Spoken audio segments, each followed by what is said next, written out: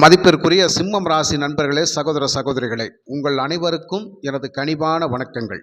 கால சக்கரத்திற்கு 5வது ராசி பூர்வ புண்ணிய ராசி என்று சொல்லக்கூடிய மிக அற்புதமான புத்திர பெயரை சொல்லக்கூடிய ராசி, குலதெய்வத்தினுடைய அனுகிரகத்தை பெறக்கூடிய ராசி. இந்த ராசியில் சூரியன் தான் ஆட்சி பெறுவார். எந்த ஒரு கிரகமும் உச்சமோ நீச்சமோ பெறுவது கிடையாது. சமநிலை ராசி.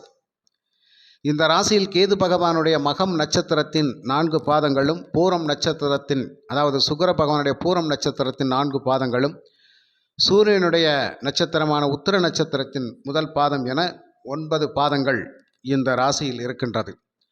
சிம்ம ராசிக்கு வாழ்க்கையில் ஒரு கஷ்டம் அப்படிங்கிற ஒரு விஷயம் வருது.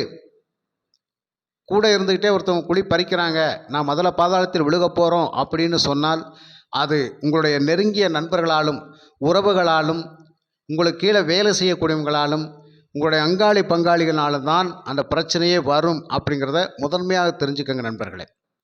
அதாவது எதுலேயுமே ஏமாறக்கூடாது அப்படின்னு சொல்லி ஒரு வைராக்கியத்தோட பிறர் உழைப்பில் வாழாமல் தன் உழைப்பில் வாழக்கூடிய ராசி சிம்மராசி.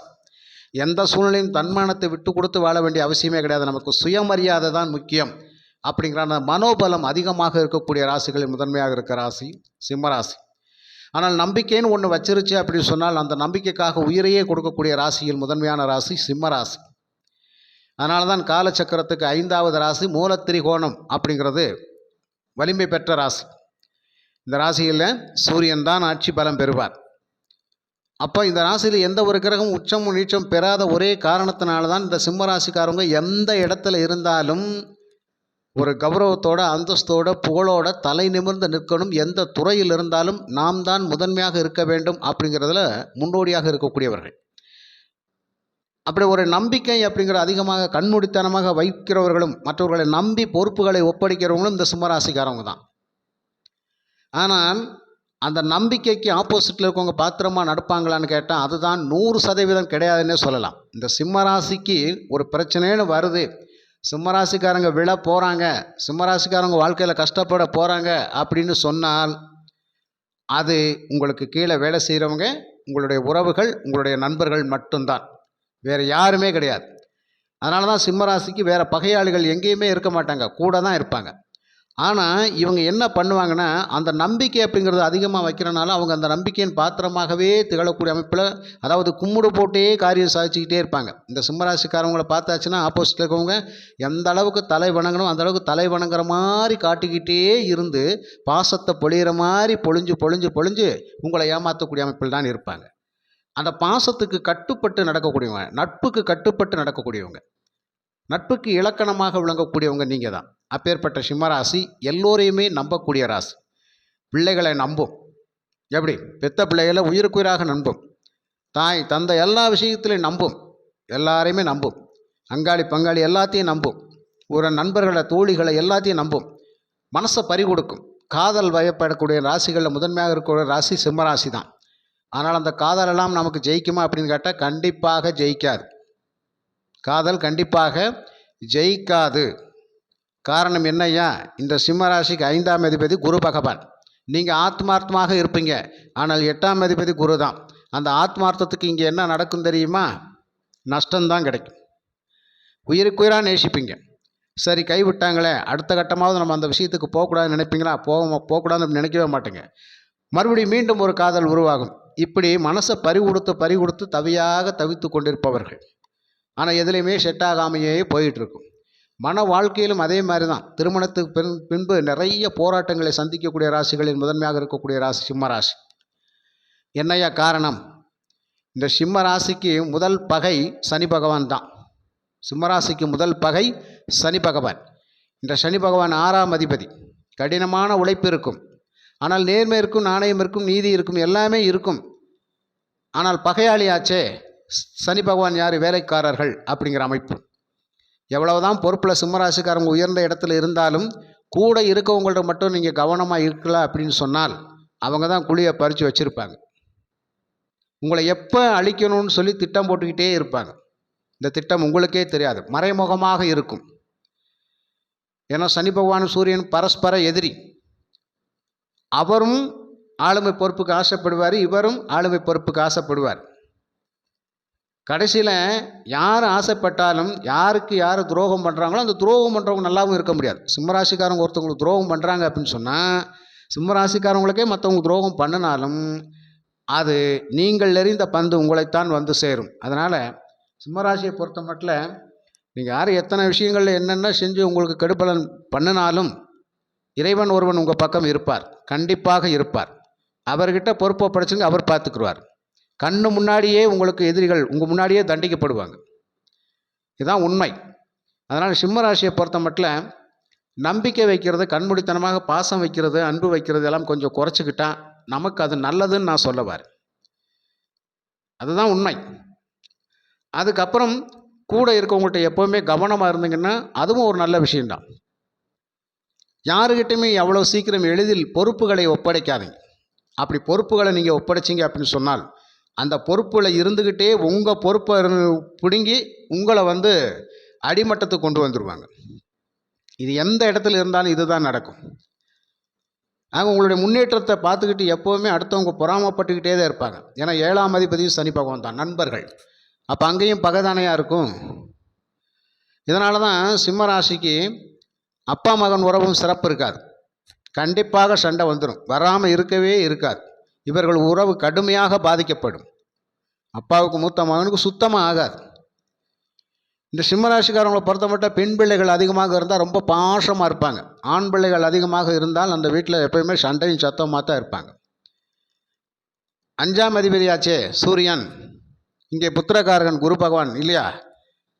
9ஆம் அதிபதி அப்படிங்கிற குரு தான் ஜீவன் காரகன் அப்படிங்கிறது, அதாவது ஜீவாத்மா, அதாவது புத்திரத்தை உருவாக்கக்கூடியவங்கள் அப்படிங்கிறது.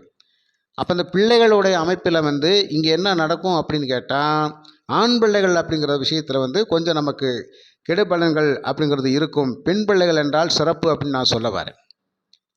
இது சிம்மராசிக்காரங்களோட பல பேருடைய வாழ்க்கையில் அதுதான் உண்மை. இந்த கணவன் மனைவி உறவும் அதே மாதிரி தான். கொஞ்சம் விட்டு கொடுத்து போகலன்னா குடும்பமே ரெண்டாகக்கூடிய அமைப்பிலெல்லாம் போயிடும். பிறகு சொல்லி கொடுத்தே வீட்டில் சண்டையும் சத்தமாக வரும். அதாவது இந்த சிம்மராசி ஆணாக இருந்தால் பெண் வீட்டில் சொல்லி கொடுத்து சண்டை வர்றது, இப்படி பெண் வீட்டில் சொல்லிக் கொடுக்குறது, அதாவது மகளுடைய வீட்டில். இந்த பக்கம் பார்த்தீங்கன்னு சொன்னால் மகனுடைய வீட்டில் மாமியார் சொல்லிக் கொடுத்து சண்டை வர்றதெல்லாம் இந்த சிம்மராசியில் சர்வசாதாரணமாக வரும். சூட்சுமத்தோடு இருக்கணும் அப்படிங்கிறது தான். இப்படி பல விஷயங்கள் இருக்குது. அதேமாரி வேலை செய்கிற இடத்துலையும் அதே மாதிரி தான். எந்த தொழில் பண்ணாலும் அதே தான் உங்களுக்கு. அப்போ சகோதரர்களாலும் பாதிக்கப்படுறது யார்? சிம்மராசிக்காரவங்க தான். ஏன்னா சனி பகவான் 3ஆம் இடத்துல உச்சம் பெறுவார். உங்களுக்கு சகோதர வீட்டில் உச்சம் பெறுவார். பகையாளி 3ஆம் இடத்துக்கு வந்துட்டாருன்னா 3ஆம் இடத்துல சகோதரங்கள் அப்படிங்கிறது நமக்கு ஒரு பிரயோஜனம் இல்லைன்னு அர்த்தம். அதுலேயும் கடுமையாக பாதிக்கப்படுவீங்க. ஆக சிம்மராசிக்காரவங்க எந்த துறையில் இருந்தாலும் நீங்கள் பொறுப்புடன் இருக்க வேண்டும். அப்படிங்கிற ஒரு விஷயம் இருந்தாலும் கவனமுடன் இருக்க வேண்டும். யாருக்கிட்ட கவனமுடன் இருக்க வேண்டும்?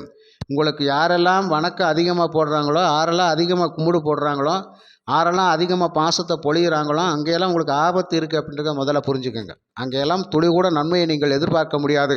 அவர்களால் தான் நமக்கு பிரச்சனை காத்து கொண்டு இருக்கிறது அப்படிங்கிறத புரிஞ்சுக்கங்க. அதனால் வாரி வாரி கொடுத்துட்டு கடைசியில் நமக்குன்னு ஒன்றும் இருக்காது. இதுதான் சிம்மராசிக்கு நடக்கக்கூடிய விஷயம். அப்போ இந்த சிம்ம ராசி அப்படிங்கிறது என்ன அப்படின்னு கேட்டால் 5ஆம் இடம் மனசு இல்லையா. அப்போ சூரியன் அப்படிங்கிறது, சூரியனுக்கு பகலில் ஆதிக்கம் வலுவாக இருக்கும், இரவில் குறையாக இருக்குன்ற மாதிரி எவ்வளவு தான் கோபத்தோடு இருந்தாலும் அந்த அளவுக்கு இரக்க குணம் அதிகமாக இருக்கும். அரை சுபர் அரை பாபர் சூரியன்.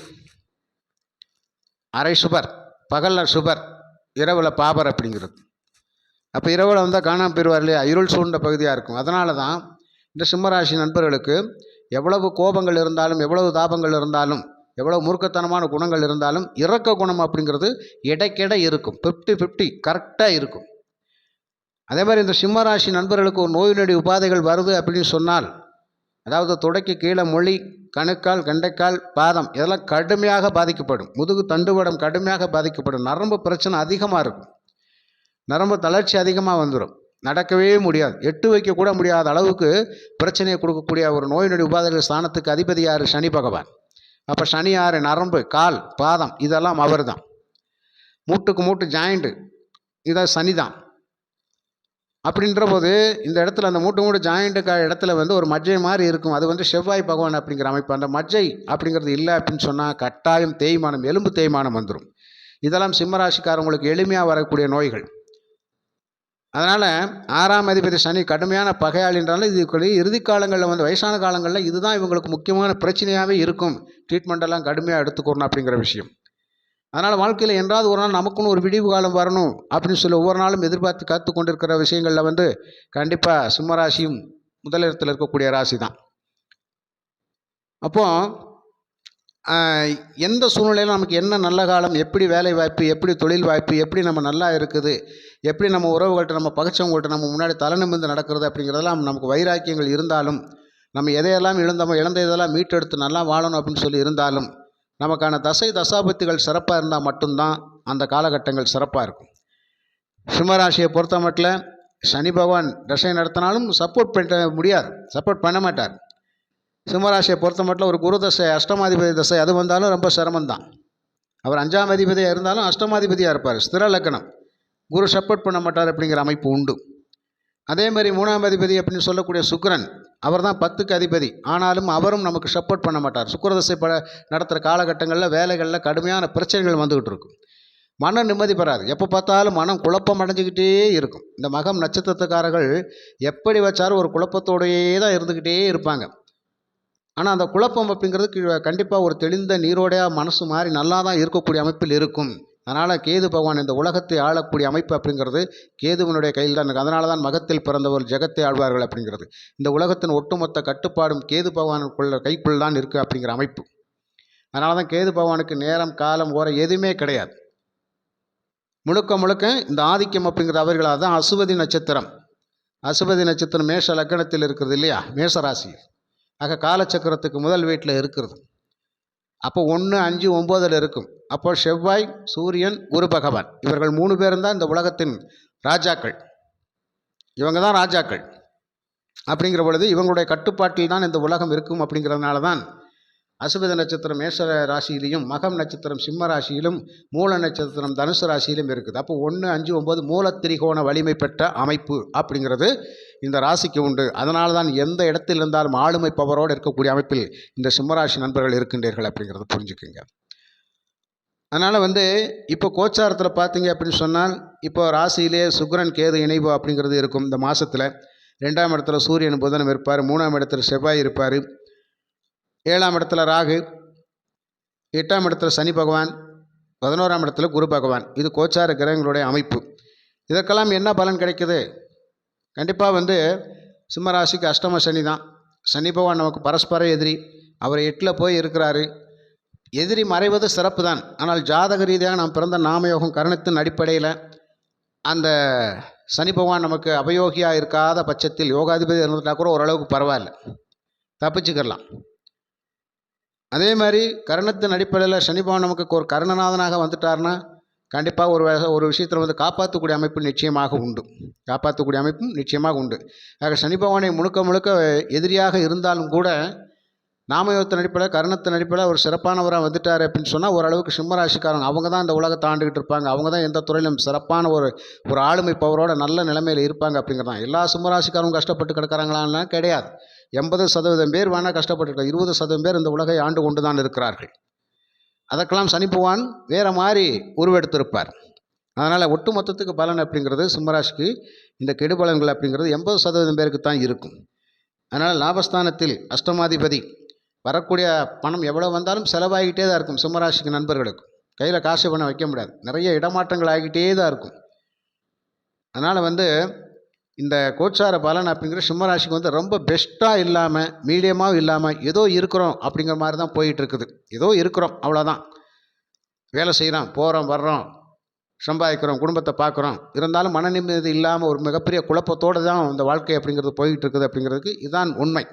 அதனால் சிம்மராசி நண்பர்களை பொறுத்த மட்டும் சுய ஜாதகத்தை கொஞ்சம் தெளிவாக பார்த்துக்கிட்டோம் அப்படின்னு சொன்னால் கண்டிப்பாக அதில் வாழ்வதற்கான வழிமுறைகளும் நாம் சம்பாத்தியத்துக்கான வழிமுறைகளும் சிறப்பாக இருக்கும். அதை தேடி கண்டுபிடிச்சு எடுத்து நம்ம கரெக்டாக பயணிச்சிட்டோம்னா நல்ல விஷயங்களே அதிகமாக இருக்கும் ஐயா. அதனால் சுய ஜாதகத்தை கொஞ்சம் தெளிவாக பார்த்துக்கிற சிம்மராசி நண்பர்களுக்கு வாழ்க்கையில் கஷ்டம் வராது அப்படிங்கிறத ஆணித்தனமாக சொல்லிக்கலாம். ஏன்னா மாற்று வழி நிச்சயமாக ஜாதகத்தில் உண்டு. அந்த மாற்று வழியை தேடி எடுக்காமல் கோச்சார பலனை பார்த்து ஏமாற்றத்தை சந்தித்து கொண்டு சொல்வதெல்லாம் பொய் அப்படின்னு சொல்கிறதுனால எந்த ஒரு பிரயோஜனம் கிடையாது. சிம்மராசி நண்பர்களை பொறுத்த மட்டும் சுய ஜாதகத்தை கொஞ்சம் தெளிவாக ஆய்வு பண்ணி உங்களுக்கான விஷயங்களை தெரிஞ்சுக்கிறாத பட்சத்தில் நம்ம மீண்டும் வெளியில் வர்றது ரொம்ப கஷ்டம்தான். அதனால் ஜாதகத்தை தெளிவாக பார்த்து எந்த கருணநாதன் யார் எவர் எந்த கோயிலுக்கு போனால் சரியாகும், அதே மாதிரி யோகாதிபதி யார் அபயோகி யார், அவங்களுடைய கோயிலுக்கு எந்த கோயிலுக்கு போகணுன்றதை கரெக்டாக தெரிஞ்சு நீங்கள் கரெக்டாக பரிகார வழிமுறையில் ஈடுபட்டு நீங்கள் மாற்றிக்கிட்டிங்கன்னா ரொம்ப சிறப்பாக இருக்கும் என்று கூறி மீண்டும் ஒரு நல்ல பதிவில் நான் உங்களை சந்திக்கின்றேன். நன்றி, வணக்கம்.